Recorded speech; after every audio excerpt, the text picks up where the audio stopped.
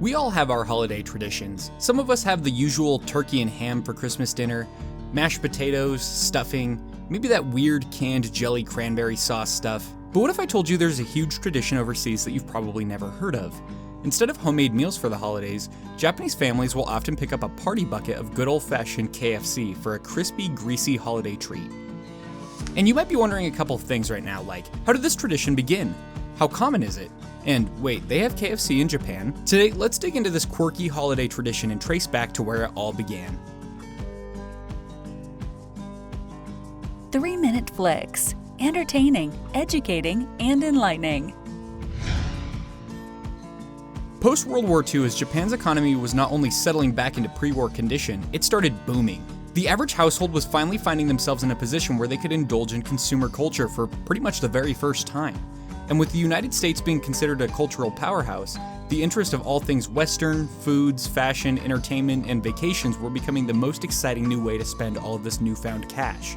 Those living in Tokyo and other major Japanese cities would start to see American businesses popping up rapidly throughout the 1970s, where during this decade, Japan's fast food industry exploded by 600%. During this rapid expansion, KFC would open its first store in 1970, and by 1981, the chain would have over 320 stores, making a combined $200 million every year. Christmas in Japan is largely secular, with less than 1% of the country identifying as Christian, and families not having much for strict traditions and how they're supposed to celebrate the holiday. Somehow this made for the perfect operation for rapid KFC infiltration.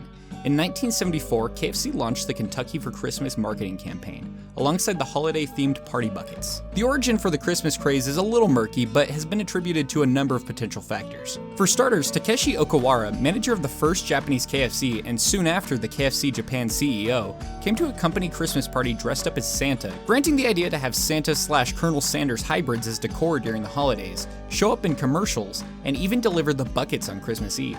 Alongside this, the Kentucky for Christmas campaign had a massive marketing push. Advertisements would show happy families enjoying the feast of a golden fried chicken party bucket alongside the song My Old Kentucky Home. KFC also had the benefit of being a familiar flavor profile, as many Japanese dishes would consist of sliced meat covered in panko breadcrumbs and fried. This made KFC the perfect blend of foreign and familiar, an exciting, delicious holiday feast that wasn't too exotic for the whole family to partake in.